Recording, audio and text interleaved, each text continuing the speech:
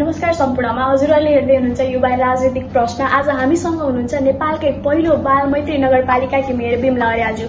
आउनुहोस् आज उहाँसँग नगरपालिकादेखि गाउँसम्मका राजनीतिक सामाजिक र जनताको विषयलाई लिएर बहस गरौँ। नमस्कार बिमला। नमस्कार। विषयवस्तुतर्फ जानु अघि हजुरलाई हाम्रो कार्यक्रम युवा राजनीतिक प्रश्नका बारेमा केही बताउन चाहे। यो युवा राजनीतिक प्रश्न हामी 4 जना युवा जेनजी मिलेर खोलेको युट्युब च्यानल हो, जसमा चाहिँ हामीले जनताका समस्या, राजनीतिक विषयहरूलाई राजनीतिज्ञहरूसँग समस्याको समाधान गरौँ भनेर खोलेको युट्युब च्यानल हो। आउनुहोस् आजको कार्यक्रम सुरु गरौँ। धन्यवाद। अहिले देशमा घटेको घटनाबाटै जाउँ। जेएनजी प्रोटेस्टले गर्दा विभिन्न व्यक्तित्वहरूले आफ्नो ज्यान गुमाउनु पर्यो। सिंहदरबारदेखि विभिन्न व्यक्तित्वहरूको घर आगजनी भयो। हामीले हेर्यौं हजुरको घर पनि आगजनी भयो। जेएनजी प्रोटेस्टले गरेको देशव्यापी आन्दोलनलाई कसरी लिनुहुन्छ? वास्तवमा जे नहुनु पर्थ्यो, हुन त जेएनजीहरूका मागहरू होइन शान्तिपूर्ण आन्दोलन थियो। जेएनजीहरूको लक्ष्य उद्देश्य चाहिँ यो विध्वंस गर्ने थिएन। यो चाहिँ आफ्नो ठाउँमा एकदमै जायज थियो। यद्यपि यसको मौका छोपेर गैर जेएनजीहरूले देशमा जुन जति पनि विध्वंस भयो र एउटा ऐतिहासिक धरोहरहरू सिंहदरबार जल्यो, विभिन्न व्यक्तिहरूका राजनीतिक नेताहरूका घरहरू जले, राजनीतिक व्यक्ति सामाजिक व्यक्तिहरूका जुन घरहरू जलाइयो, यो चाहिँ यो विध्वंस थियो। यो चाहिँ जे नहुनु पर्ने थियो त्यो कुराहरू घटनाहरू घटे। यद्यपि अब हामीले चाहिँ कसरी राष्ट्र र राष्ट्रियतालाई संरक्षण गर्नुपर्छ भन्ने विषयमा हामी सबै अब जेएनजीहरूका मागहरू पनि भ्रष्टाचार विरुद्ध को अभियान थियो होइन। वास्तवमा ती कुराहरू जायज थिए, तर शान्तिपूर्ण आन्दोलनमा अहिले घुसपेट भएको कारणले गर्दाखेरि यो खालको अवस्था सृजना भयो। हामी अत्यन्तै दुखी छौँ र म जति पनि ज्यान गुमाउनु हुने जेएनजीहरूप्रति भावपूर्ण श्रद्धाञ्जली अर्पण गर्न चाहन्छु र घाइतेजनमा शीघ्र स्वास्थ्य लाभको कामना पनि गर्न चाहन्छु। र अहिले चाहिँ विभिन्न खालका मिडियामा धेरै होइन जुन घुसपेटको कारणले भएका गतिविधिहरूलाई अहिले छर्लङ्ग उदाङ्ग भइरहेको अवस्था पनि छ। हामी देख्न पाइरहेका छौँ कि विभिन्न एनजिओहरूले अहिले चाहिँ यो हस्तक्षेप गरेको जस्तो पनि देखिएको छ र जेएनजीहरूको बीचमा पनि एकरूपता नभएको को जेएनजी हो भन्ने नै एउटा प्रश्न चिन्ह खडा भएको अवस्था। अब सरकार निर्माणमा पनि जेएनजीहरूलाई सहभागिताको सवालमा, मन्त्रीहरू दिने सवालमा पनि जेएनजीहरूभित्रै अब अहिले 5-7 थरी जेएनजीहरूले नेतृत्व गर्ने खालको अब नेतृत्व देखा परेको र त्यसमा पनि अझै फेरि विवाद भइरहेको अवस्था पनि छ। जुन यस्तो खालको घटनाले हाम्रो राष्ट्र र राष्ट्रियताप्रति जुन वैदेशिक हस्तक्षेप छ त्यो अत्यन्तै निन्दनीय छ। यस्तो हुन नहुने हो, तर एउटा परिस्थिति कालखण्ड यो खालको घटना घट्यो। अब हामी पनि फेरि यसलाई चाहिँ अब कसरी संरक्षण गर्न सकिन्छ राष्ट्र र राष्ट्रियताको निम्ति हामी सबै मिलेर कसरी देशलाई बचाउन सकिन्छ भन्ने सवालमा हामी गम्भीर भएर लाग्न जरुरी छ। त्यसका निम्ति जेएनजी भाइ बहिनीहरूले पनि कुरा बुझ्न जरुरी छ र नेता राजनीतिक कर्मीहरूले पनि कुरा बुझ्न जरुरी छ र राष्ट्र र राष्ट्रियताका प्रति हामी सबै संवेदनशील भएर ऐक्यबद्धताका साथ अगाडि बढ्नुपर्ने दायित्व र जिम्मेवारी अझै थपिएको छ। यसैमा एउटा प्रश्न जोड्न चाहे। पार्टीलाई लिएर जेएनजी र आम जनताहरूले असन्तुष्टि देखाएका छन् कि पार्टीकै कारणले बिमला अर्यालज्यूले नकारात्मक असर बेहोर्नु परेको त छैन? त्यो हेर्ने दृष्टिकोण हुन्छ। सृष्टिमा गलत होइन कि दृष्टिकोणमा गलत हो होइन। वास्तवमा आफ्नो आफ्नो हेर्ने हेराइ दृष्टिकोण हुन्छ। पार्टीहरूले पनि अब पार्टीमा पनि पार्टीको लक्ष्य र उद्देश्य सिद्धान्तका हिसाबले पार्टीहरूका पनि आफ्ना सिद्धान्त छन्। सिद्धान्त नराम्रो छैन, हुनसक्छ पार्टीभित्र कुनै व्यक्तिहरू होइन त्यस्तो खालको खराब प्रवृत्तिको पनि हुनसक्छ, छन् छैनन् म भन्न सक्दिनँ।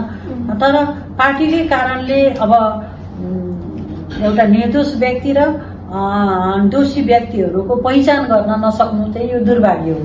त्यसकारणले पार्टीकै कारणले अब पार्टीमै एउटा आस्था र विश्वास राखेको कारणले गर्दाखेरि त्यो संगठित भएको कारणले गर्दाखेरि सही मान्छेले सही व्यक्तिले पनि त्यसको चाहिँ अपराध हैन त्यो खालको एउटा नैसियत भोग्नु पर्ने यो चाहिँ एउटा परिस्थिति नै एकदमै निन्दनीय छ कि किनभने यदि गलत हो भने गलत प्रवृत्तिका विरुद्धमा त्यो लानु स्वाभाविक हो।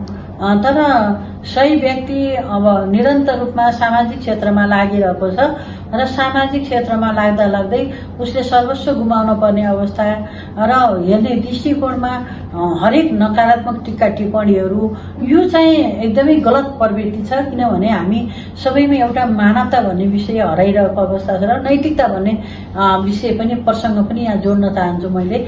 वास्तवमा हामी समाजमा काम गर्ने सामाजिक व्यक्तिहरूले विभिन्न खालका आफ्ना रहरहरू इच्छाहरू होइन विभिन्न खालका कुराहरू त्यागेर आफ्नो एउटा भोग विलासितालाई जीवनलाई त्यागेर समाजलाई परिवर्तन गर्छु, समाजलाई रूपान्तरण गर्छु, मैले सामाजिक क्षेत्रमा काम गर्छु र एउटा पुण्य कर्म होइन सेवा नै धर्म हो भन्ने कुरा हामीले चाहिँ त्यो पुण्य कर्म कमाउँछु भनेर निरन्तर रूपमा त्यो अभियानमा लागेका व्यक्तिहरूलाई जुन खालको अब जुन व्यवहार हरू पाइन्छ सामाजिक क्षेत्रमा एउटा लाभको पदमा आइरहँदाखेरि जुन खालको परिस्थिति भोग्न परेको छ त्यो अत्यन्तै निन्दनीय छ।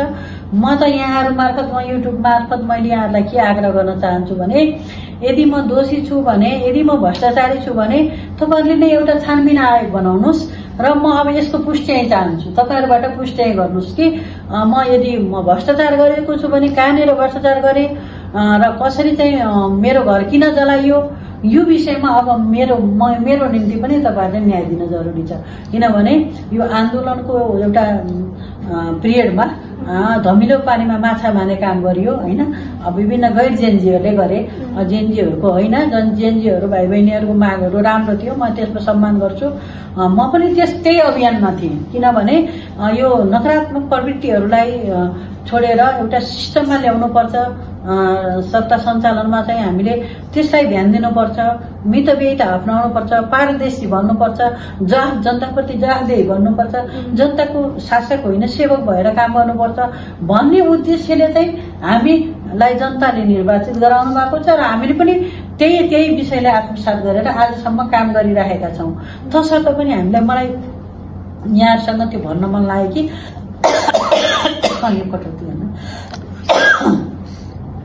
अब यदि हामी दोषी हो भने जनताको सामु ल्याउनुहोस्, तपाईँहरूले छानबिन आयोग बनाउनुहोस्। अनि जेएनजीहरूले बाबु नानीहरूले कसले कति मेयर भएपछि कति अकुत सम्पत्ति कमायो, कसले चाहिँ हिजोको अवस्था के थियो आजको अवस्था के भयो र उसले सत्ता सञ्चालनमा कति चाहिँ अनियमितता गर्यो भन्ने विषयलाई यहाँहरूले चाहिँ छानबिन गरेर सत्य तथ्य कुरा जनताका बीचमा ल्याइदिनु भयो भने म त्यसको लागि अनुरोध गर्न चाहन्छु कि अहिले जुन पनि घटना घटे वास्तवमा यो सबैलाई थाहा छ, सुनौलवासीलाई नै थाहा छ यो कसरी घट्यो भन्ने, कसरी घटाइयो भन्ने विषय त। तर पृथ्वी गोलो छ, एक दिन त त्यो सत्य नै साबित होला। तर पनि म यहाँहरूका बीचमा त्यो चाहन्छु। वास्तवमा पार्टीको हिसाबले मान्छे लोकतन्त्रमा एउटा न एउटा विचारमा संगठित होइन भएको सबै व्यक्तिहरू संगठित भएको हुनुहुन्छ, जोसुकैलाई त्यो एउटा राइट्स पनि छ। तर हामी पार्टीमै भएको कारणले गर्दाखेरि सबैको घर जल्न पर्ने पार्टीमा त सबै मान्छेहरू आबद्ध छन्। तर विशुद्ध रूपमा चाहिँ छानी किन गरेर चाहिँ यसरी चाहिँ गरिन्छ? त्यस कारणले गर्दाखेरि यो खालको दुर्व्यवहार, यो खालको व्यवहार अत्यन्तै पीडादायी छ। तर पनि हामीले चाहिँ हाम्रो घर जलाए पनि हाम्रो विचारलाई चाहिँ कसैले जलाउन सक्दैन, मेरो चाहिँ एउटा समर्पणलाई कसैले चाहिँ लुट्न सक्दैन। तर पनि म एउटा खरानीको टीका लगाएर भए पनि, जलेको घरको खरानीको टीका लगाएर भए पनि म अगाडि समाजमा फेरि पनि केही गर्छु भनेर अझै पनि त्यो हिम्मत साहस चाहिँ त्यो हारेको छैन र अगाडि बढ्दैछु। त्यसमा चाहिँ पार्टीसँग पार्टीको कारणले गर्दाखेरि जोड्नुपर्ने आवश्यकता थिएन। अब अर्को प्रश्नतर्फ जान्छु। हजुर सुनौल नगरपालिकाको मेयर भइसकेपछि शिक्षा स्वास्थ्यमा के कस्ता परिवर्तन ल्याउनु भयो? हामी नगरपालिकामा 79 सालमा हामी जब निर्वाचित भयौं तब हामीले चाहिँ शिक्षाको गुणस्तरलाई पनि हामीले चाहिँ बढाउनु पर्छ। गुणस्तरलाई चाहिँ अब संस्थागत विद्यालय भन्दा सामुदायिक विद्यालयहरूलाई एउटा क्वालिटी होइन स्तर उन्नति गर्नुपर्छ भन्ने हिसाबले हामीले चाहिँ क्वालिटीका सन्दर्भमा तहगत शिक्षकहरू होइन तहगत शिक्षक व्यवस्थापन गर्ने विषयमा चाहिँ जोड दियौँ र अनि त्यसपछि एउटा टिचर छ उसको आफ्नै छोराछोरी पनि संस्थागत विद्यालयमा पढाएको छ र आफ्नो विद्यालयमा बच्चाबच्चीलाई संस्थागत विद्यालयमा राखेर सामुदायिक विद्यालय चाहिँ कसरी अगाडि बढाउन सक्छ जब टिचरलाई नै विश्वास छैन भन्ने हिसाबले जनप्रतिनिधि र टिचरका होइन कर्मचारीका छोराछोरीहरूलाई हामी चाहिँ सामुदायिक विद्यालयमै पढाउनुपर्छ भन्ने खालको नीतिगत त्यो निर्णय पनि गर्यौं र भौतिक संरचनामा पनि सकेसम्म हामी शिक्षामा लगानी गर्ने र हामी 3 कक्षासम्म भए पनि अहिले केही न केही अब सरकार राज्यले त दरबन्दी फुलफिल गर्न त सकेको छैन तर हामीले चाहिँ आन्तरिक स्रोतबाट विद्यालय सञ्चालन गर्नुपर्ने अवस्था छ र त्यसका निम्ति हामी अब कसरी हुन्छ आन्तरिक स्रोत जम्मा गरेर भए पनि राजस्व धेरै सङ्कलन गरेर जो गरेर हामीले चाहिँ 3 कक्षासम्म निःशुल्क शिक्षा दिनुपर्छ भनेर 3 कक्षासम्म निःशुल्क शिक्षा गयौं निर्णय गर्यौं र कार्यान्वयनमा लग्यौं। यसरी विभिन्न खालका हामीले चाहिँ ट्रेनिङहरू होइन टिचरहरूलाई प्रहरूलाई र हामी सँगसँगै टोल समितिहरू पनि उपसमितिहरू अभिभावकका बीचमा शिक्षाको गुणस्तरलाई कसरी अगाडि बढाउन सकिन्छ। एउटा पहिलो पाठशाला भनेको घर हो, घर परिवारलाई हामीले अलिकति गाइड गर्न सकियो भने अनि उहाँहरूले चाहिँ आफ्नो बच्चाहरूलाई गाइड गर्न सक्नुहुन्छ। त्यसबाट पनि हामीले उपसमितिहरू बनाएर त्यसमार्फत पनि शिक्षाको क्वालिटी मेन्टेनेन्स गर्नको निम्ति हामीले त्यो खालको रणनीति पनि अपनाएर हामी विभिन्न शिक्षाका शैक्षिक हिसाबले हरेक कुराहरूमा कन्जुसाइ नगरिकन करिब 8 करोड रुपियाँ हामी चाहिँ गत वर्ष शिक्षामा लगानी गरेका थियौं र हाम्रो चाहिँ प्रतिफल पनि अहिले चाहिँ सुध्रिँदै आएको छ, राम्रो भइरहेको छ क्वालिटीमा पनि र शैक्षिक हिसाबले हामी त्यसो गरेका छौं भने स्वास्थ्यका क्षेत्रमा पनि 1500 को अस्पताल विगतमा चाहिँ अघिल्लो कार्यकालमा विवादित भएर गयो र 1500 को अस्पताल हाम्रो पालिकामा बन्न सकेको थिएन, विवाद थियो। 2 ठाउँमा अदालतमा र अख्तियारमा मुद्दा थियो। त्यो विवादलाई टुङ्ग्याएर हाम्रो अस्पतालकै नाममा चाहिँ जग्गा ल्याएर अस्पतालको नाममा जग्गा हामीले चाहिँ पूर्जा ल्याउँ र अनि त्यसपछि त्यहाँ स्रोत सुनिश्चित गराएर माग गरेर स्रोत मागेर अहिले चाहिँ हामी एउटा ब्लकमा ढलान गरिसकेका छौं र अर्को ब्लक पनि बन्दैछ। अस्पताल 1500 को अस्पताल बनाउँदैछौं भने हामीले सबै आधारभूत स्वास्थ्य संस्थाहरू वडाहरूमा छन् अनि त्योमा चाहिँ हामीले सकेसम्म त्यहाँ विभिन्न खालका अभियानहरू हामी चाहिँ पोषण मैत्री अभियानहरू सञ्चालन गरेका छौं। किनभने आजका होइन बालबालिका भोलिका हाम्रा कर्णधार हामीले चाहिँ स्वास्थ्यमा चाहिँ विशेष ख्याल गर्नुपर्छ।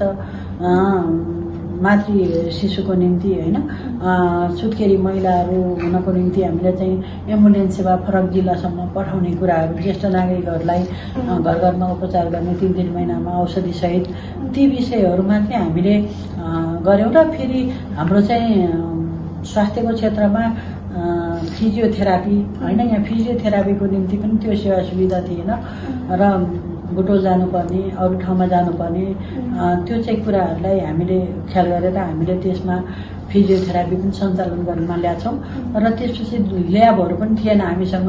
हाम्रो चाहिँ भौगोलिक हिसाबले 2 ठाउँमा अहिले हामीले ल्याबहरू सञ्चालन गरेका छौं। 2टा ल्याबहरू रामनगर घुमैमा र अहिले चाहिँ हाम्रो यहाँ पहिलाको 1 नम्बर वडामा 2 ठाउँमा गरेर त हाम्रो ल्याबहरू 2टा सञ्चालनमा छन् र त्यसैगरी हाम्रो आयुर्वेद अस्पताल पनि हामीसँग छ र हामीले आयुर्वेद अस्पताल पनि सेवा प्रवाह गरिरहेका छौं र आँखाको उपचार केन्द्र पनि हामीले चाहिँ हाम्रै ठाउँमा स्थापना गरेका छौं र यसै विभिन्न खालका हामीले स्वास्थ्यका क्षेत्रमा हामीले चाहिँ अलिकति उल्लेख्य प्रगति गरेका छौं भन्ने हामीलाई त्यो महसुस भएको छ र स्थानीयवासीहरूले पनि राम्रो भएको छ भनेर त्यो खालको हामीलाई प्रतिक्रिया पनि दिनुभएको छ। हामीले राम्रो खालको त्यो एउटा स्वास्थ्यमा फड्को मार्दै अगाडि बढेको अवस्था छ स्वास्थ्यका क्षेत्रमा पनि होइन।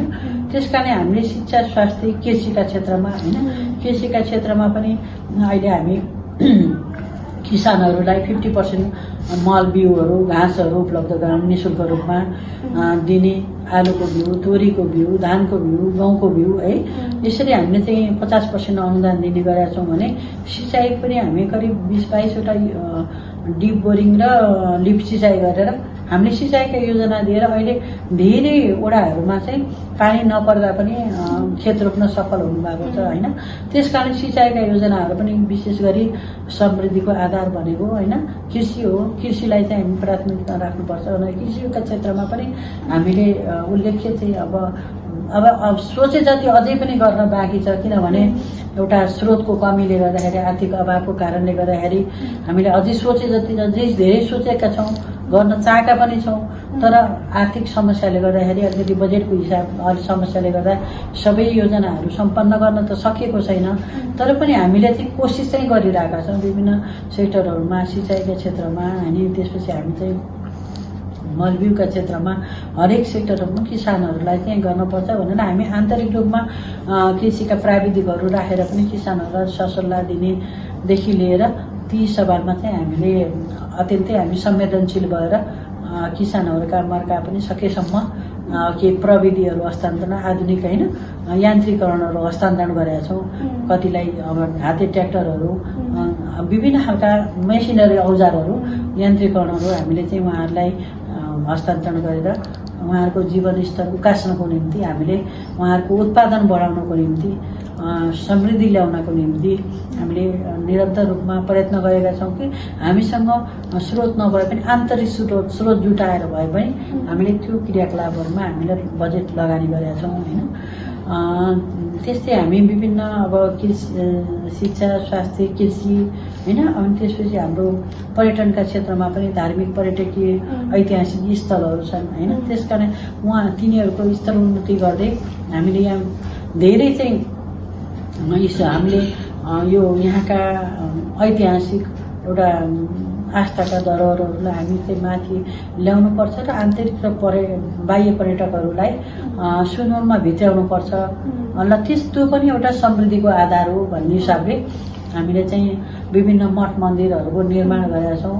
त्यसमा जाने एउटा पहुँच मार्गको निम्ति पनि पहल गरिरहेका छौँ, केही बनाउँदैछौँ, केही पहल गरेका छौँ। योजनाहरू माथिबाट पनि माग गरिएको छ र अहिले संयोगले 3-3 करोड रुपियाँ हामी चाहिँ प्राप्त गरेका छौँ। तर अहिले बजेट रोका भएको अवस्था छ, त्यसको निम्ति पहल गर्नको निम्ति पनि म काठमाडौँ जाँदैछु। त्यसकारण विभिन्न खालका अब हामीले शिक्षाको क्षेत्रमा मैले अलिकति चाहिँ फेरि जोड्न चाहेँ। हामीले 3टा विद्यालय थप गऱ्यौँ हामी आइसकेपछि। महिलाहरूलाई पनि एउटा होइन 51% महिला बाहिर भयो भने पनि अशिक्षित भयो भने पनि विकासमा अलिकति समस्या आउन सक्छ, बुझाइमा समस्या आउन सक्छ होइन, मानव संसाधन विकास हुन सक्दैन। त्यसकारण पनि महिला विद्यालय खोल्नुपर्छ भनेर महिला विद्यालय खोल्यौँ र एउटा नैतिक र संस्कारको विकास हामीले संरक्षण र सम्वर्धनको निम्ति पनि हामीले चाहिँ त्यसलाई चाहिँ लगानी गर्नुपर्छ र नैतिक शिक्षालाई र हाम्रो यो हाम्रा संस्कारका विषयहरूमा हामीले संरक्षण गर्नुपर्छ भनेर गुरुकुल शिक्षा पनि हामीले चाहिँ विद्यालय खोल्यौँ। त्यसपछि मदरसा मुस्लिमहरूको पनि बच्चा बच्चीहरूलाई उनीहरूको पढाइको लागि पनि हामीले चाहिँ मदरसा विद्यालय छुट्टै खोल्यौँ। त्यसकारण 3टा विद्यालय हामी थप गरेर शिक्षामा पनि हाम्रो एउटा राष्ट्रिय र अन्तर्राष्ट्रिय स्तरमै यो नमुना काम भयो भन्ने कुराहरू चाहिँ हामीले त्यो प्रतिक्रिया पनि पाएका छौँ होइन। त्यसकारणले गर्दाखेरि हामीले विभिन्न सेक्टरहरूमा विकास गर्नुपर्छ र जनताहरूका समस्याहरू विभिन्न खालका समस्याहरू छन्, ती समस्याहरू सुनिदिने र सकेसम्म उहाँहरूको समस्या समाधान गर्नुपर्छ भन्ने हिसाबले विभिन्न सडकहरू होइन, विभिन्न खालका भौतिक संरचनाहरू, समूहका भवनहरू होइन। अब हाम्रै यो प्रशासकीय भवन थिएन, लगभग केही 10-12वटा कार्यालय भाडामा थिए, त्यो सबै कार्यालय आफ्नै कार्यालय निर्माण गरेर हामीले हाम्रै नगरपालिकाको भवनमा सबै अहिले भाडा तिर्नुपर्ने अवस्था। एउटा मात्रै हाम्रो 11 नम्बरको स्वास्थ्य चौकीको चाहिँ भाडा तिरेका छौँ, नै भने हामी भाडामा छैनौँ। अहिले सबै आफ्नै भवन बनाएर 6वटा वडा कार्यालय सम्पन्न गऱ्यौँ। एउटा कार्यालय फेरि वडा कार्यालय 8 नम्बरमा बनाउँदैछौँ र म्यामले भनिसक्नुभयो। अब अर्को प्रश्न धेरै जनताहरूले गरेको गुनासोलाई मैले जोड्न चाहे। यो आर्थिक वर्ष 2082-83 को बजेट आउनभन्दा अगाडि चाहिँ धेरै जनताहरूको गुनासो के थियो भन्दाखेरि चाहिँ सुरुल नगरपालिकामा आएको बजेट चाहिँ जनताहरूको लागि खर्चिनु पर्ने थियो, जुन चाहिँ जनताहरूलाई चाहिँ के आवश्यक थियो भन्दाखेरि एम्बुलेन्स र दमकलको आवश्यकता थियो। तर सुरुल नगरपालिकाको मेयरले नगरपालिकाको लागि 2टा स्कर्पियो किन्नुभयो भनेर धेरै आरोप आइरहेको छ। यसमा के भन्न चाहनुहुन्छ? धन्यवाद। एकदमै मलाई पनि यसमा कसरी हुन्छ स्पष्ट पार्न, हुन त बेला बेलामा मैले स्पष्ट पनि पारिरहेको छु, तर पनि तपाईहरु मार्फत पनि अझै जेन्जी भाइ बहिनीहरूलाई, बाबु नानीहरूलाई झन् मैले अझै बुझाउन सक्छु कि मैले यथार्थ कुरा बताउँदाखेरि उहाँहरू मार्फत गएको कुराहरूलाई चाहिँ होइन उहाँहरूले पनि बुझ्नुहुन्छ कि भन्ने चाहिँ मलाई लागेको थियो र एकदमै सही प्रश्न ल्याउनु भएको छ। म प्रश्नको निम्ति धेरै धेरै धन्यवाद दिन चाहन्छु। वास्तवमा हामीसँग करिब 15 वर्ष अगाडि एउटा गाडी स्कर्पियो थियो। त्यो गाडी चाहिँ एकदमै बिग्रिने भइरहेको थियो, खर्च भइराख्ने, बनाउँदा नै झन् गाडी किन्ने खर्च त्यति बनाउने मर्मत सम्भारमा जाने जस्तो अवस्था थियो। र हाम्रो चाहिँ जतासुकै अनुगमनमा कर्मचारीलाई पनि गाडी चाहिने, उपमेयरलाई पनि गाडी चाहिने, अनि जब मलाई पनि कार्यक्रमहरूमा हिँड्दाखेरि अब साइकलमा हिँडेर नपुगिने गाडी नै चाहिने। अब फेरि अरू कार्यालयमा आउने बित्तिकै अब हरेक पालिकाहरूमा आउने बित्तिकै पनि गाडी किन्ने खालको प्रचलन थियो। तर मैले यदि गाडीको विलासिताको म विलासी जीवन बिताउन खोज्थेँ भने म आउने बित्तिकै सुरुकै वर्षमा किन्थेँ होला, अरू पालिकाले किन्ने थियो भने मैले पनि किन्थेँ होला। त्यो राष्ट्रले दिएको सुविधा नै हो होइन। त्यसकारण मैले चाहिँ यो भोग विलासितामा, यो चाहिँ विलासिताका सामानहरूमा हामीले चाहिँ ध्यान दिने होइन, जनताको काममा ध्यान दिनुपर्छ भन्ने उद्देश्यले हामीले सकेसम्म जनताका समस्याहरू कसरी सम्बोधन गर्न सकिन्छ भन्ने हिसाबले लाग्यौँ। त्यसै बिचमा उपप्रमुखज्यूले पनि भाडामा लिएर गाडी लिनुभयो। अनि त्यस कारणले गर्दाखेरि अब त्यो गाडीको पैसा तिर्ने पैसा त गाडी नै आउने भयो। त्यस कारणले अब एउटा त्यो स्रोत साधन पनि जोडिने भयो पालिकामा। भोलि सबैलाई चाहिने विषय पनि भयो। अब हाकिम साहब अनि कर्मचारीहरू अनुगमनमा हिँड्नुपर्छ, खोलामा जानुपर्छ, विभिन्न ठाउँमा जानुपर्छ। एउटा मात्रै गाडीले चल्ने सम्भावना, यदि एउटा गाडी पनि बिग्रेको अवस्था। त्यस कारणले गर्दाखेरि एकदमै गाडीको आवश्यकता र तर पनि सस्तो खालको गाडी सकेसम्म अब धेरै नखर्चिकन, अब धेरै महँगो गाडी नलिकन ठिकै ठिकैको 2टा गाडी लियो भने अनुगमनलाई, कर्मचारीलाई, सबैलाई चाहिँ मेरो सबैलाई हुने हिसाबले त्यसरी लिने भनेर त्यो हामीले नगरसभाबाट निर्णय गर्यौं। अनि नगरसभाबाट पनि किन्ने निर्णय गराएर, मिटिङ बैठकबाट पनि किन्ने निर्णय गराएर प्रक्रियागत ढङ्गले हामी चाहिँ गाडी लिएका हौं। यतिकै हामी गाडी लिएको पनि होइन, मेरो लागि मात्रै लिएको पनि होइन। वास्तवमा काम गर्नको निम्ति, छिटो छरितो गर्नको निम्ति जो आवश्यकता पनि पर्यो। अब यो हरेक ठाउँमा चाहिँ सबै मेयरहरू गाडी चढ्नु भएकै छ। त्यस कारणले गर्दाखेरि मेरो आफ्नो यदि मेरो गाडी हुन्थ्यो, म त्यस्तो धनाढ्य हुन्थेँ, म त्यस्तो हुन्थ्यो भने म आफ्नै गाडी लिएर हिँड्थेँ होला। तर अब मसँग त अरू त त्यो मसँग गाडी त छैन। त्यस कारणले गाडी चाहिँ पालिकाकै गाडी अब किन्नु पर्ने अब सबै ठाउँमा छ। हामीले पनि किनेर अब सञ्चालनमा ल्याउनु पर्यो भनेर 3 वर्ष त यतिकै गयो। अब 2 वर्षमा चाहिँ अब फेरि किनेर छोडिदियो भने अरूलाई पनि हुन्छ। यो चाहिँ पालिकाकै सम्पत्ति हो, यो चाहिँ हामीले लिएर जाने पनि होइन भनेर त्यो पहिले निर्णय गरेको कुरा। अनि त्यसपछि अहिले चाहिँ गाडी प्रक्रियामा लिएर आएको।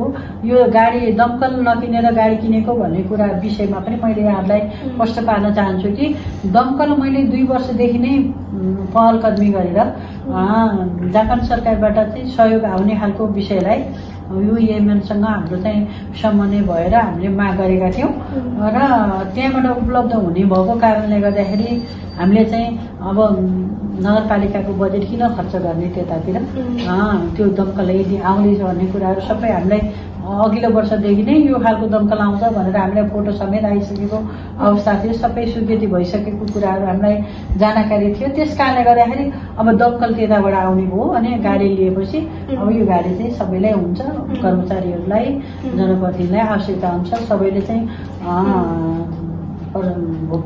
लिएर जान सेवा सुविधा लिन सक्नुहुन्छ र यो पछि फेरि यहीँको सम्पत्ति बन्छ भन्ने हिसाबले पनि सामान्य अब 1 करोडमा चाहिँ हामीले गाडी किने 2टा गाडी किनेका हौं। र हामीले दमकल त्यता आउने फिक्स भइसकेपछि मात्रै अब यदि यो महिनामा हामी दमकल पाउँछौँ भनेर हामीलाई जानकारी आइसकेपछि अनि बल्ल हामी त्यो गाडी किन्ने प्रोसेसमा अगाडि बढ्यौँ। हामीले सेवा सुविधा लिएर सुरुदेखि नै हामीले गाडीको मात्रै भोग चलन गर्ने खालको कुराहरूमा त हामी जान्थ्यौँ भने सायद सुरुकै वर्षमा हामी किन्थ्यौँ होला। तर हामीले त्यतातिर हाम्रो ध्यान गएन कि हामी मात्रै विस्तृत रूपमा समाजमा सामाजिक क्षेत्रमा सकेसम्म जनताको कर जनतामै लगानी गर्नुपर्छ भनेर हरेक कुराहरू हाम्रो सचिवालय खर्चदेखि कटौती गरेर हरेक सेवा सुविधाहरू कर्मचारीका कटौती गरेर अनि त्यसपछि चाहिँ खोला नालामा चाहिँ तस्करहरूका डम्पिङहरू जफत गर्ने अनि त्यसपछि चाहिँ सबै गरेर राज्यलाई एउटा चाहिँ आन्तरिक स्रोत जम्मा पारेर स्थानीय सरकारमा अनि त्यो आन्तरिक स्रोतबाट पनि जनताको विकास गर्नुपर्छ, जनताका समस्याहरूलाई समाधान गर्नुपर्छ भनेर हामी त्यसरी लागेको व्यक्ति हो। त्यसकारणले गर्दाखेरि म एउटा साधारण मान्छे हो, त्यही माटोबाटै आएको हुर्केको हो। त्यसकारणले हामी चाहिँ हामीलाई त्यस्तो हाई फाई हामी चाहिँ पुरा चाहिँ यो गर्नैपर्छ गाडी चढ्नुपर्छ भन्ने मूल्य मान्यताले चाहिँ गाडी लिएको होइन, त्यो आवश्यकताले लिएको हो। त्यसकारणले मैले यहाँहरूका बिचमा म कष्ट पाउन चाहन्छु।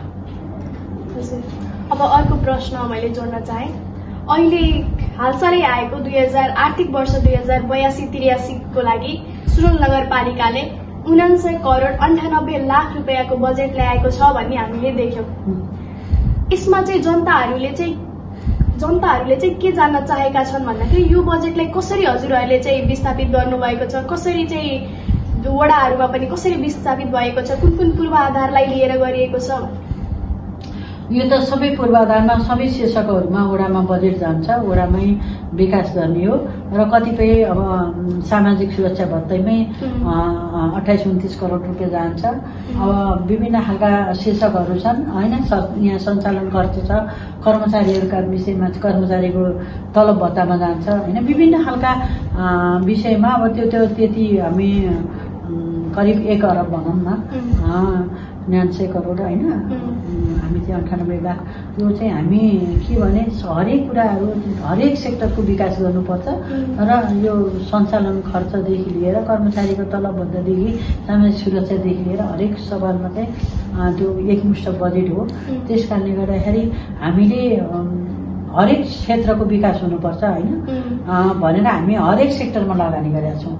त्यसकारण सबैलाई मानव संसाधन विकासदेखि लिएर हरेक सिपमूलक तालिमदेखि लिएर बाटोघाटो निर्माणदेखि लिएर होइन विभिन्न खालका शिक्षा स्वास्थ्य होइन विभिन्न सवालहरूमा चाहिँ हामीले लगानी गरेका छौँ।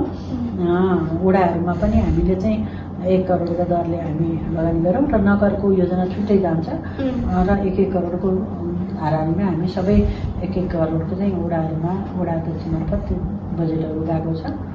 त्यसरी त्यहीको स्थानीय विकासको निम्ति हामीले त्यसरी चाहिँ परिचालन गरेका छौँ। अब अन्तिम प्रश्नतर्फ लागौँ। अन्तिम प्रश्न चाहिँ हामीले चाहिँ हजुरसँग सोध्न चाह्यौँ, अब हुने चुनाव फागुन 21 गते चाहिँ चुनाव हुने घोषणा गरिएको छ, जसमा चाहिँ अब हामीले बिमल अर्यालज्यूले कति उम्मेदवार दिनुहुन्छ कि दिनुहुन्न, हामीले कुनै पदमा बिमल अर्यालज्यूलाई देख्छौँ कि देख्दैनौँ? त्यो त भविष्यको कुरा, सबै कुराहरू त अहिले भन्न पनि सकिँदैन होइन, भविष्यले के भन्छ। अब तर स्थानीयवासीहरूले त धेरैले माया गर्नुहुन्छ, फेरि पनि तपाईँ आउनुपर्छ भन्नुहुन्छ, तर हामीले पुस्तान्तरण हस्तान्तरणका पनि कुरा गर्नुपर्छ। अब गर्न इच्छुक होइन सामाजिक क्षेत्रमा लागेर म गर्छु भन्नेलाई सहयोग पनि गर्न सकिन्छ अनि समाजको आवश्यकता अनुसार होइन तपाईले नै नेतृत्व लिनुपर्छ भन्ने हो भने पनि त्यो पनि गर्न भोलि भविष्यको कुरा हो होइन, त्यो सम्भावना हुँदै रहेन भन्न नि सकिन्न। तर हामीले चाहिँ मेरो विचारमा नेतृत्व हस्तान्तरण गर्नुपर्छ, पुस्तान्तरण गर्नुपर्छ भन्ने खालकोहरूलाई नै अवसर दिनुपर्छ भन्ने मेरो मूल्य मान्यता रहेको छ। त्यसकारणले हामीले जो भए पनि हामीले यहाँको स्थानीय विकासको निम्ति समन्वय सहकार्य गर्दै समाज रूपान्तरणको निम्ति जतिसुकै हन्डर ठक्कर जतिसुकै चुनौतीहरू खेप्न परे पनि पछि नहट्ने गरी समाजमा सबैलाई साथ दिँदै समाज रूपान्तरणमा समाज विकासको निम्ति निरन्तर रूपमा विचलित नभइकन अविचलित रूपमा अगाडि बढ्ने चाहिँ म प्रण पनि गर्दछु। मेरो दृढ सङ्कल्प पनि छ। किनभने हिजोदेखि नै हामी अलिकति जान्ने बुझ्ने भएदेखि नै सामाजिक क्षेत्रमा काम गऱ्यौँ। त्यस कारणले गर्दाखेरि पनि समाजलाई कसरी सामाजिक क्षेत्रमा एकले अर्कालाई सहयोग गर्न सकिन्छ, समाजमा चाहिँ समस्याहरूलाई कसरी समाधान गर्न सकिन्छ भनेर हिजो हामी लाभको पदमा नहुँदा पनि गरेका हौँ र भोलि पनि गर्नेछौँ। त्यस कारणले गर्दाखेरि यहाँको विकासको निम्ति, सुनवलको समृद्धिका निम्ति निरन्तर रूपमा चाहिँ म लाग्नेछु भन्ने प्रतिबद्धता पनि जाहेर गर्छु। हस् त, धन्यवाद मेयरज्यू। हजुरले आफ्नो अमूल्य समय हामीलाई दिनुभएकोमा धेरै धेरै धन्यवाद। धन्यवाद। यहाँहरूको पनि भविष्य उज्जवल रहोस्।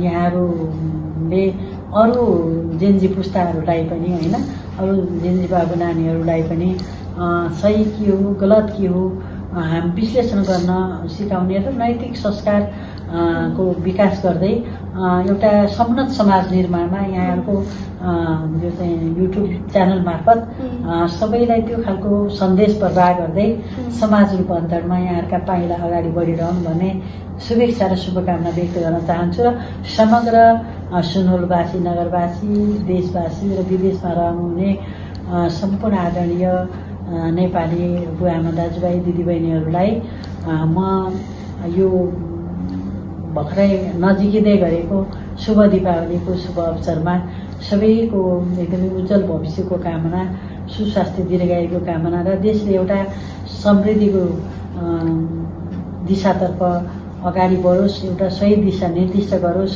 यो अन्योलताको स्थिति सिर्जना नहोस्, राष्ट्र र राष्ट्रलाई कसरी हामीले संरक्षण गर्ने भन्ने सवालमा सबैको एउटा सकारात्मक भावनाको विकास होस् भन्ने शुभेच्छा र शुभकामना व्यक्त गर्न चाहन्छु। सबैलाई धन्यवाद। यहाँहरूलाई विशेष गरी धन्यवाद, नमस्कार अवसरको निम्ति।